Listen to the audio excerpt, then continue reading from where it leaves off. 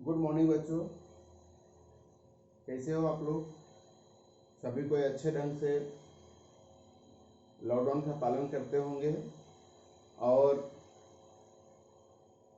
विभिन्न शिक्षकों के द्वारा जो आपको वीडियो हम लोग बना के भेजते हैं उसे आप लोग ज़रूर देखते होंगे, सीखते होंगे। और उसी वीडियो की एक कड़ी में आज हम भी आप लोग के लिए लाए हैं वर्ग 8 विषय विज्ञान से पाठ जो है पांच पाठ में आप लोग देखेंगे तो वहां पर आप लोग को मिलेगा किशोरावस्था की ओर। तो चूंकि किशोरावस्था जो है वह बहुत लंबा चैप्टर है और इस चैप्टर को हमने दो भागों में बांटा है, चैप्टर 1 और जो नेक्स्ट वीडियो में आप लोग देखेंगे वो होगा चैप्टर 2। तो चलिए हम लोग स्टार्ट करते हैं किशोरावस्था की ओर। तो सबसे पहले हम लोग ये जानेंगे किशोरावस्था है क्या, ठीक है, और यह हमारे लिए क्यों जरूरी है, इसे पढ़ना समझना हमारे लिए क्यों आवश्यक है। तो किशोरावस्था को समझने के लिए हम लोग विभिन्न बिंदुओं के बारे में जानेंगे। तो पहला बिंदु है जीवन काल की अवधि, यानी हम अपने पूरे जीवन काल को विभिन्न अवधियों में बांटते हैं। पूरी दुनिया के बहुत सारे वैज्ञानिकों ने मानव जीवन को विभिन्न अवधियों में बांटने का प्रयास किया है, ठीक है। हो सकता है कि जो यह अवधि हम मापे हैं उसका विभिन्न लोगों का मत अलग हो सकता है और विभिन्न लोगों का विचार विमर्श भी अलग हो सकते हैं, लेकिन चूंकि आपके बुक के आधार पर मैं आप लोग को विभिन्न जीवन काल को कैसे बांटा गया है वो मैं आप लोग को बताऊंगा। जैसे हम लोग पैदा ले लेते हैं, ठीक है, तो वहां से लेकर 1 वर्ष तक के काल को हम लोग शिशु काल कहते हैं। उस समय शिशु होते हैं हम लोग, ठीक है, अबोध होते हैं, किसी तरह से कोई जानकारी नहीं होती है। तो यानी 0 से लेके 1 वर्ष का जो हम यहाँ पर इंगित नहीं किए हुए हैं क्योंकि उसमें एक लंबा विचार विमर्श आता है ना, इसीलिए हम उसको इंगित नहीं किए हैं। लेकिन मेरे विचार से 0 से लेके 1 वर्ष तक की जो काल होगा वह शिशु काल होगा। 1 वर्ष से लेकर 5 वर्ष तक को हम लोग शैशवावस्था कहते हैं। 5 वर्ष से लेकर 12 से 13 वर्ष तक को बाल अवस्था कहते हैं और 12 वर्ष से लेकर 20 से 25, बहुत सारे यहाँ पर वैज्ञानिकों ने 18 वर्ष तक नहीं माना है, बहुत सारे 19 वर्ष 20 वर्ष तक माना है, बहुत सारे वैज्ञानिकों ने 25 वर्ष तक माना है। और वह अवस्था क्या है? किशोरावस्था। किशोरावस्था क्योंकि हम लोग पढ़ रहे हैं किशोरावस्था, और प्रायः आप जो अभी 8वीं क्लास में पढ़ रहे हैं तो 8वीं क्लास की जितने भी सारे बच्चे हैं वह 12 वर्ष से लेकर 20 से 25 वर्ष के ही बीच में आएंगे। यानी अगर आप 14 साल हैं, 13 साल हैं, 12 साल हैं तो आप किशोरावस्था में ही प्रवेश कर चुके हैं। और इसीलिए आपके 8वें क्लास में विज्ञान में किशोरावस्था को पढ़ना जरूरी है क्योंकि आप उस दौर से गुजर रहे हैं। इसके बाद 20 से 25 साल को 20 से 25 साल से लेकर 50 से 55 साल को युवा अवस्था भी कहा गया है। 50 से 55 या मृत्यु तक जो है प्रौढ़ावस्था। इस तरह से बहुत सारे अवस्थाओं में हम अपने जीवन काल को बांटते हैं। तो अब यहाँ पर थोड़ा सा एक चीज ध्यान देना है कि आखिर किशोरावस्था को ही हम लोग क्यों पढ़ेंगे, क्या वजह है किशोरावस्था को पढ़ने में। तो बच्चों, किशोरावस्था वह अवस्था है जिस अवस्था में हमारा मानसिक, शारीरिक, बौद्धिक विकास बहुत ही चमत्कारिक तौर से वृद्धि होता है। यानी यही दौर है जिसमें हम अपने मानसिक, सामाजिक और बौद्धिक, ठीक है, ये सारी चीजें बहुत ही चमत्कारिक रूप से हमारे शरीर में वृद्धि होता है। और यह अवस्था को हम लोग टीनेजर्स अवस्था भी कहते हैं। कैसे? आप देखिए 11 है, 12 है, 13, तो लास्ट में क्या आ गया? 10 आ गया। 14, 15, 16, 17, 18, 19, 20, ठीक है। तो चूंकि इसमें ज्यादा संख्या क्या आ जाता है, 3 आ जाता है, ठीक है। इंग्लिश का जो भाषा है, जो हमारा काउंटिंग है, 13, 14, 15, 16, 17, 18 है ना, 19, तो उसमें 3 की भाषा आती है, लास्ट में 3 आता है। इसलिए इस अवस्था को, यानी 12 साल से 20 से 25 साल तक की अवस्था को हम लोग क्या बोलते हैं, टीनेजर्स अवस्था ही कहते हैं।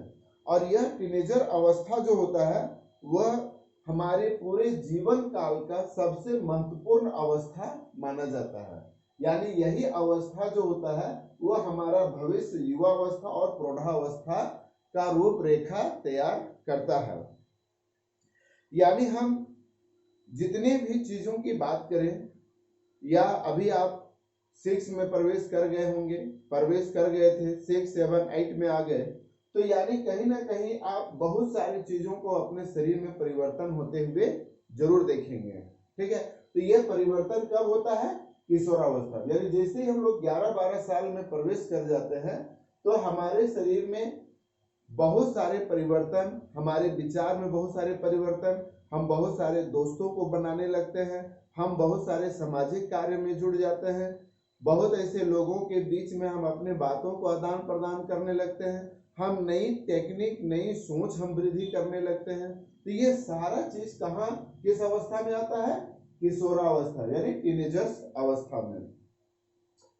तो चलिए थोड़ा सा आगे बढ़ते हैं, यौनारंभ में होने वाले परिवर्तन। तो अब यहाँ पर आप देखेंगे कि हमारा यौनारंभ जो होता है वह किशोरा अवस्था से ही प्रारंभ हो जाता है। यानी जैसे ही आप 12-13 साल प्रवेश कर जाते हैं, आपके शरीर में यौनारंभ का स्टार्ट हो जाता है। और यह यौनारंभ जो होता है वह बहुत समय तक चलते रहता है, लगभग 40-45 साल तक ये जो हो चलते रहता है।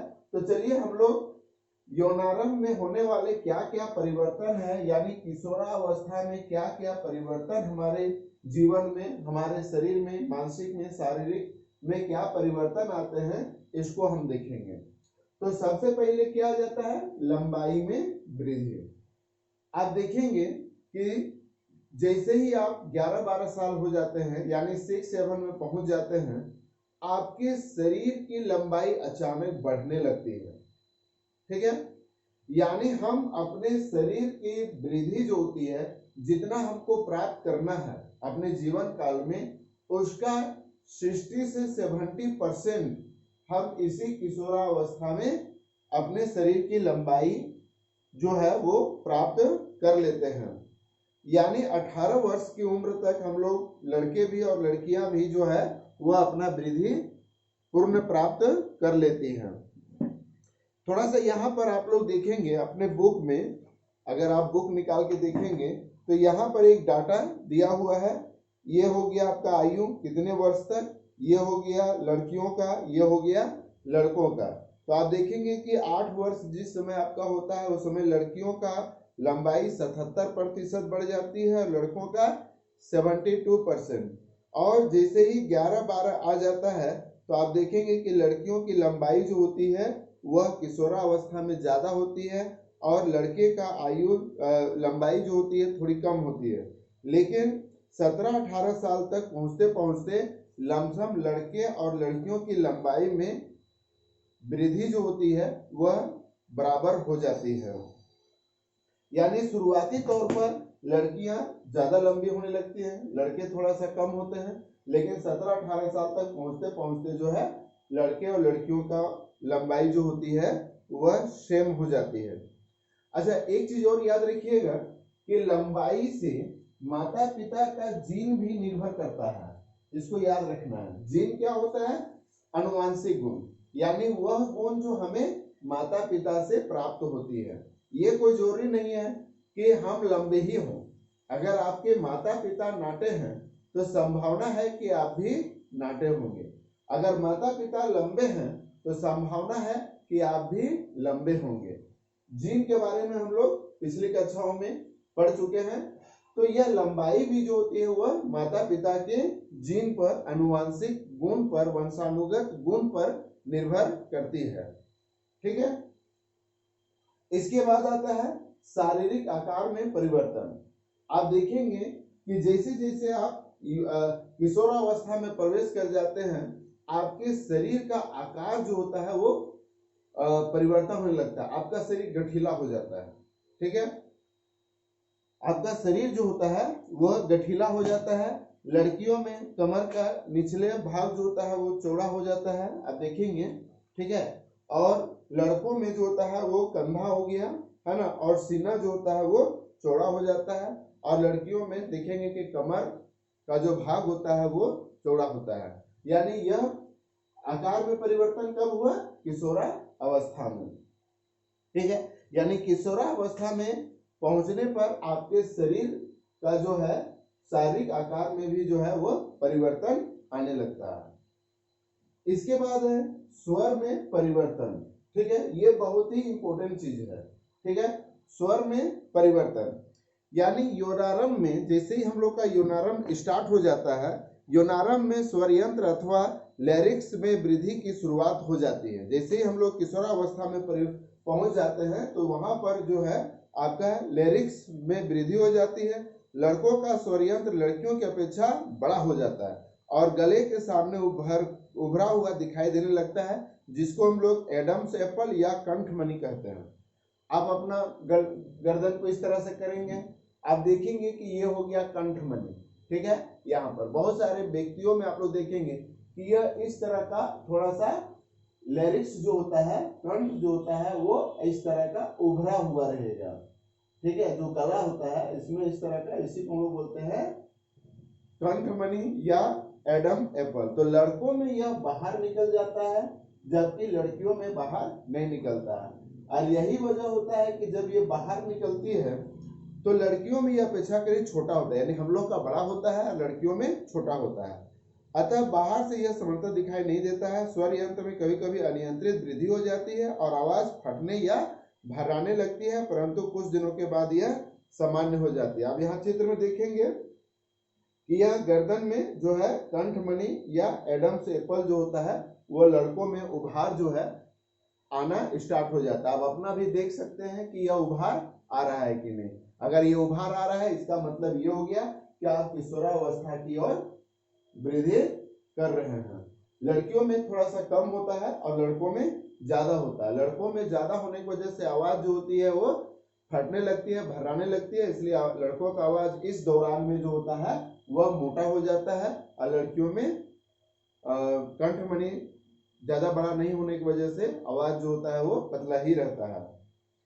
इसके बाद आ जाता है संवेद तथा तेल ग्रंथियों की क्रियाशीलता में वृद्धि।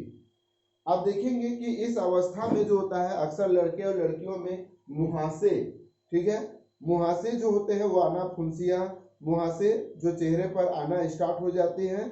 और अक्सर किशोरावस्था में जो त्वचा जो होती है वो तैलीय हो जाती है। आप देखेंगे कि एक साफ रुमाल लीजिए, ठीक है, और रुमाल लेने के बाद आप जो है या कागज, सफेद कागज लीजिए और उसको चेहरे पर इस तरह से आप रगड़िए, तो आप देखेंगे कि वो कागज या उस रुमाल में जो है तेल आकार, तेल जो है आ जाता है। तो यानी जैसे ही हम लोग किशोरावस्था में प्रवेश करते हैं हमारा तेलीय अवस्था में आ जाता है। अच्छा, इस दौरान में क्या होता है, यौनारंभ में लड़कों में वृषण से शुक्राणु का उत्पादन भी प्रारंभ हो जाता है और लड़कियों में अंडाशय के साइज में भी वृद्धि आने लगती है। तो इसमें आप क्या करेंगे, तेलीय की क्रियाशीलता, संवेद तथा तेल ग्रंथियों की क्रियाशीलता में आप देखेंगे कि लड़कों में भी शुक्राणु का जो है उत्पादन ज्यादा प्रारंभ हो जाता है और लड़कियों में अंडाशय का साइज जो होता है वो वृद्धि हो जाती है तथा अंडे परिपक्व होने लगते हैं। अंडाशय से अंडाणु का निर्मोचन भी प्रारंभ हो जाता है। यानी यह किशोरावस्था में ही ये सारे शुक्राणु और अंडाणु का बनना प्रारंभ हो जाता है।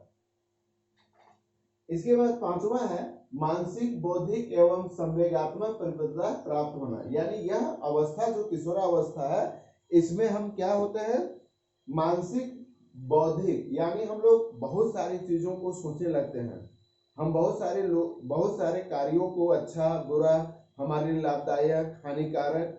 आप जरा सोचिए, जब आप छोटे थे, पहला क्लास या दूसरा क्लास, तीसरा क्लास में पढ़ते थे, तो उस समय आपके मन में क्या किसी तरह से ऊंच नीच लाभ हानि का कोई बोध होता था?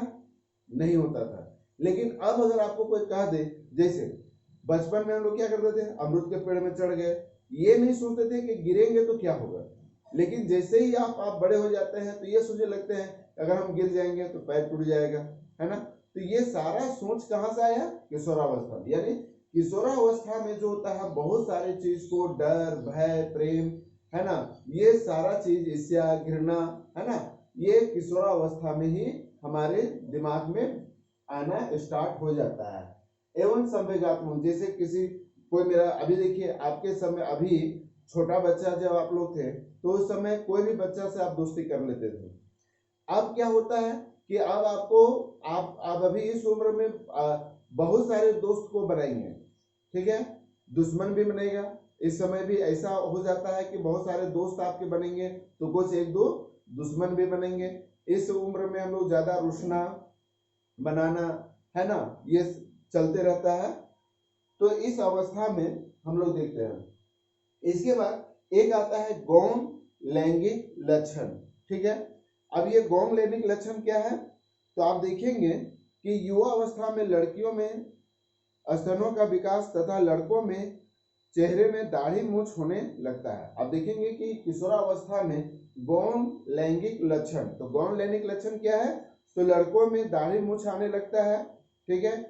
और ये लक्षण चूंकि लड़कियों तथा लड़कों के पहचान को अलग करने में सहायता करता है, इसे गौण लैंगिक लक्षण कहते हैं। अब देखिए छोटे बच्चे होते हैं तो उसमें किसी तरह से कोई अंतर नहीं होता है, ठीक है। लेकिन जैसे जैसे हम लोग बड़े होते हैं तो लड़कों में एक अलग पहचान आने लगती है, जैसे कि मोछ आ जाना, दाढ़ी आ जाना, है ना, गला जो है आवाज भारी हो जाना लड़कों में।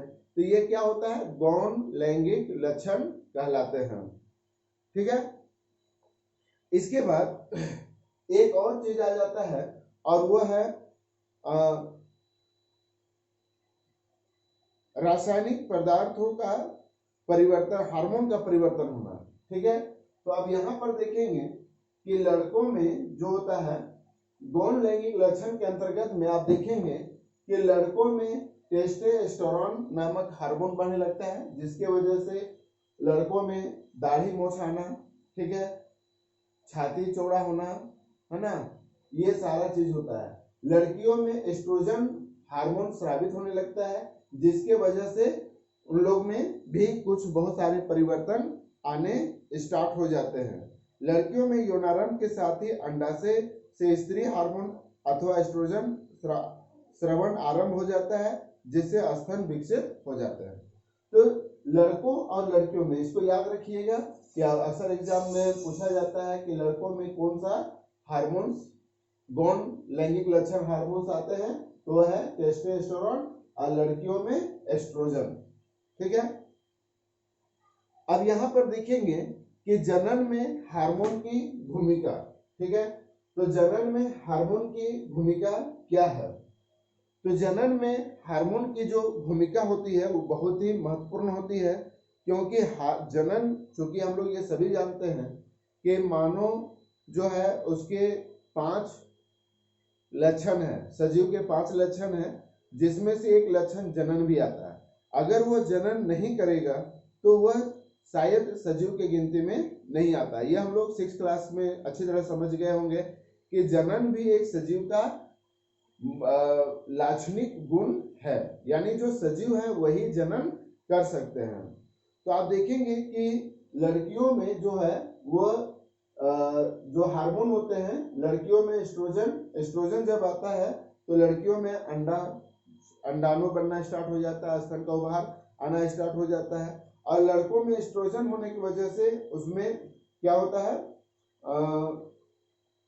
शुक्राणु बनना स्टार्ट हो जाता है। इस तरह के बहुत सारे परिवर्तन आने स्टार्ट हो जाते हैं। और यह जो दोनों हार्मोन्स है, एस्ट्रोजन और टेस्टोस्टेरोन, ये दोनों हार्मोन को जो होता है वो पीयूष ग्रंथि, ठीक है। जब हम लोग किशोरावस्था की ओर चैप्टर 2 बनाएंगे तो उसमें हम लोग विभिन्न ग्रंथियों के बारे में पढ़ेंगे, जिसमें से सबसे इंपॉर्टेंट होता है पीयूष ग्रंथि, जिसको मास्टरी ग्रंथि भी कहा जाता है। यह ग्रंथि पूरे शरीर के हार्मोन्स को नियंत्रित करता है।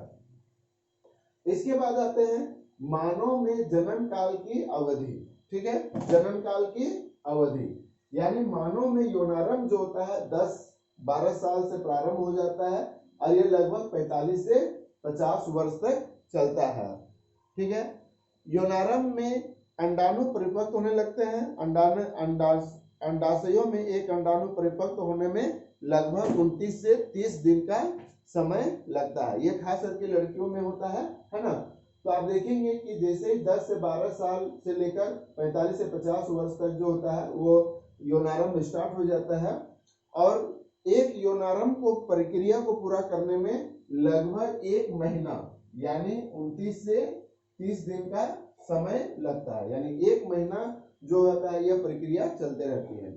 इसमें से आप लोग एक चीज याद रखिएगा कि जो पहला ऋतुस्राव होता है, ठीक है, पहला ऋतुस्राव जो होता है उसको हम लोग रजो दर्शन कहते हैं और जब ऋतुस्राव रुक जाता है तो इसे हम लोग रजो निर्वृत्ति कहते हैं।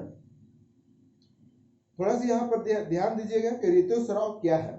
यदि अंडाणु का निषेचन नहीं हो पाता है तब गर्भाशय के अंदरूनी परत में जमी हुई रुधिर वाहिकाओं की परत टूटती है और यह योनि से बाहर आती है। इसे हम लोग ऋतुस्राव या माहवारी कहते हैं। ऋतुस्राव लगभग 28 से 30 दिन में एक बार होता है। इसे हम लोग मानसिक चक्र भी कहा जाता है। तो यह किसमें होता है? लड़कियों में होता है। ठीक है, और यह रजो दर्शन जब शुरू बार ऋतुस्राव स्टार्ट हो जाती है, माहवारी स्टार्ट हो जाती है और रजो निर्वृत्ति जब ऋतुस्राव रुक जाता है। यह लगभग जो होता है 45-50 साल के बाद जो होता है वह रुक जाता है। बच्चों इसमें एक नया शब्द आया है और वो क्या है? निषेचन। ठीक है, निषेचन क्या है? तो निषेचन जो होता है नर और मादा ये दो चीजों का यहाँ पर महत्वपूर्ण भूमिका है। चूंकि जनन में हम लोग पढ़ चुके हैं कि 2 तरह के जनन होते हैं, लैंगिक जनन और अलैंगिक जनन। ठीक है, तो लैंगिक जनन में नर और मादा का होना अति आवश्यक है। तो नर से क्या है? शुक्राणु निकलते हैं, मादा से क्या हो गया? अंडाणु। तो जब शुक्राणु और अंडाणु आपस में मिलते हैं तो उसी प्रक्रिया को हम लोग क्या बोलते हैं? निषेचन कहते हैं। और इसमें एक चीज और याद रखना है, आपके इस चैप्टर में आपको एक बात याद रखना है कि जब ऋतुस्राव, चूंकि यह लड़कियों में कॉमन चीज है, होना अति आवश्यक है, तो इसीलिए सैनिटरी पैड का इस्तेमाल जरूर होना चाहिए। ठीक है, क्योंकि यह प्रत्येक महीना होना है इसीलिए लड़कियों को भी इसमें तैयार रहना चाहिए और सैनिटरी पैड का ही इस्तेमाल करना चाहिए। थोड़ा सा यहाँ पर हम लोग आएंगे कि इसका निपटान जो होता है हमें कैसे कर सकते हैं। तो इसका निपटान जो होता है यह अक्सर विद्यालयों में निःशुल्क दिया जाता है और उपयोग किए गए सैनिटरी पैड का उचित निपटान के लिए भस्मीकरण यंत्र की भी व्यवस्था की जाती है। यह प्रत्येक स्कूलों में किया जाता है और बहुत ऐसे लड़कियां लोग सैनिटरी पैड का इस्तेमाल ना करके कपड़ा का भी यूज करते हैं। ठीक है, तो इस तरह से हम लोग आज चैप्टर 1 जो है किशोरावस्था का भाग 1 जो होता है यहाँ पर कंप्लीट हो जाती है। और यहाँ तक आपको अगर किसी तरह से कोई दिक्कत होती है, समझ में नहीं आती है, तो आप निश्चित तौर पर मुझे कॉल करके पूछेंगे। नेक्स्ट वीडियो में आप देखेंगे किशोरावस्था की ओर का सेकेंड भाग, जिसमें आप लोग बहुत तरह के बातों को जानेंगे। तब तक आप लोग वर्ग 8 का चैप्टर जो 5 है किशोरावस्था की ओर, इस चैप्टर को निकाल के पढ़ेंगे, देखेंगे। और अगर किसी तरह से कोई प्रॉब्लम होती है तो मुझे कॉल करके या मेरे व्हाट्सएप नंबर पे आप उस क्वेश्चन को या उस चीज़ को आप लिख देंगे। मैं पुनः आप लोग को उस प्रश्न का उत्तर हल करके भेजूंगा। तब तक के लिए सभी को बहुत बहुत धन्यवाद।